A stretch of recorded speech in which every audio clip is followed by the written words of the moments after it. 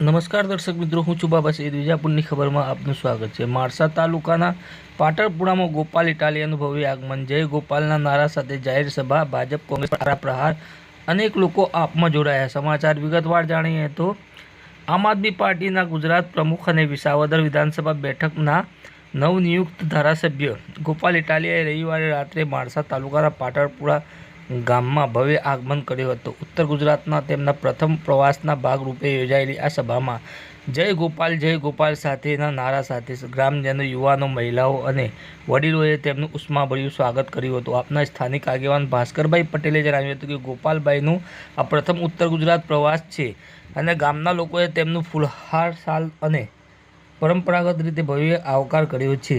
સમગ્ર કાર્યક્રમ પાટણપુરા દૂધસાગર ડેરીની પાછળ આવેલ હોલ ખાતે રવિવારે રાત્રે યોજાયો હતો. ગોપાલ ઇટાલિયા રાત્રે ભવ્ય આગમન સાથે પહોંચ્યા અને સૌ પ્રથમ માતાજીને ત્યાં પૂજા અર્ચના કરી અને દર્શન કર્યા હતા. આ પછી તેમણે સભાને સંબોધી હતી. યુવાનોને કાયદાકીય મુદ્દાઓ અંગે વિગતવાર માર્ગદર્શન આપ્યું હતું.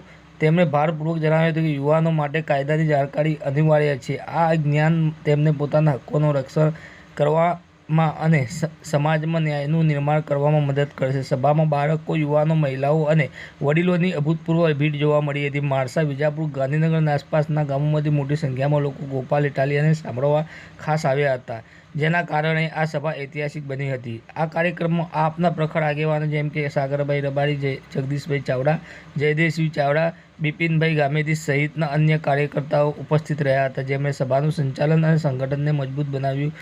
લોકો આમ આદમી પાર્ટીમાં જોડાયા હતા. ગોપાલ ઇટાલિયાએ નવા સભ્યો પાર્ટી તેમનું સ્વાગત કર્યું. સ્થાનિક કાર્યકર્તાઓએ જણાવ્યું હતું કે આ સભા ઉત્તર ગુજરાતમાં આપની વધતી લોકપ્રિયતા અને પાયાની મજબૂતીનું પ્રતીક છે. આ પ્રવાસ ખાસ કરીને તેમના તાજેતરના વિસાવદર બાય ઇલેક્શન વિજય પછી મહત્વનું છે, જ્યાં તેમણે ભાજપના કિરીટ પટેલને 17,554 મતોથી હરાવ્યા હતા. સભા દરમિયાન ગોપાલ ઇટાલિયાએ આપના સંઘર્ષની યાત્રાની રમૂજી અંદાજમાં વર્ણન કર્યું હતું. તેમણે જણાવ્યું હતું કે જ્યારે અમારી દૂધરી દશા હતી ત્યારે અમારી સાથે કોઈ ન હતો. વિસ્તારથી સમજાવતા તેમણે જણાવ્યું હતું કે આમ આદમી પાર્ટીની શરૂઆતથી સંઘર્ષ યાત્રા રહી છે. શરૂઆતમાં અમારી સભાઓમાં માત્ર 2 થી 4 લોકો જ આવતા હતા, પરંતુ આજે હજારો લોકો અમારી સાથે જોડાયેલા છે. આ જનતાનો વિશ્વાસ છે અને અમારી નિષ્ઠાનું પરિણામ છે. તેમણે ઉમેર્યું હતું કે અમે સત્તા માટે નહીં, પરંતુ જનતાના હક્કો માટે અને ન્યાય માટે લડીએ છીએ. આ નિવેદન તેમના ગામના સંઘર્ષોને પ્રતિબિંબિત કરે છે, જેમ કે સુરતમાં પોતાને પટ્ટાથી ફટકારીને પીડિતો માટે ન્યાયની માંગ કરી હતી. તેમણે ખેડૂતોની આર્થિક સમસ્યાઓ, યુવાનોમાં વધતી બેરોજગારી અને ગુજરાતના ગ્રામીણ વિસ્તારોમાં શિક્ષણની ગુણવત્તા જેવા મુદ્દાઓ પર પ્રકાશ પાડ્યો હતો, જે સ્થાનિક લોકોમાં મુખ્ય ચિંતાઓ છે. ગોપાલ ઇટાલિયાએ ભારતીય જનતા પાર્ટી પર આકરા પ્રહારો કર્યા હતા, જેમાં તેમણે ભાજપની નીતિઓ જનતા વિરોધી ગણાવી. તેમણે કહ્યું હતું કે ભાજપની સરકારે ખેડૂતો, યુવાનો અને મજૂરોની અવગણના કરી છે અને તેમની નીતિઓએ ગુજરાતના ગામડાઓને પછાત રાખ્યા છે.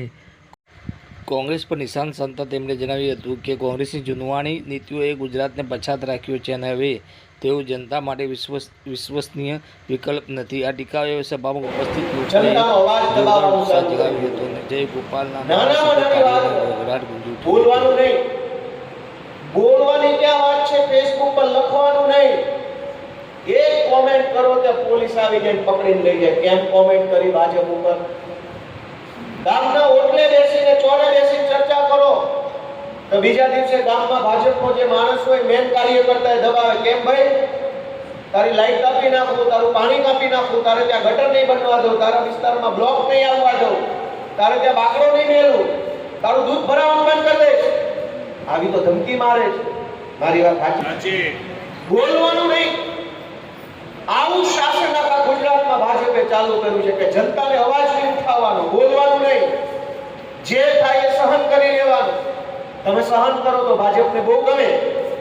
એક સવાલ લાચારી સાથે કરો કે ભાઈ સાહેબ, બાપા અમારી બજારોમાં કીચડ થાય છે, જરા બ્લોક વાળું કરો ને, તો 10 ભાજપના ગુંડાઓ આવે ઊંચી દબાઈ જાય.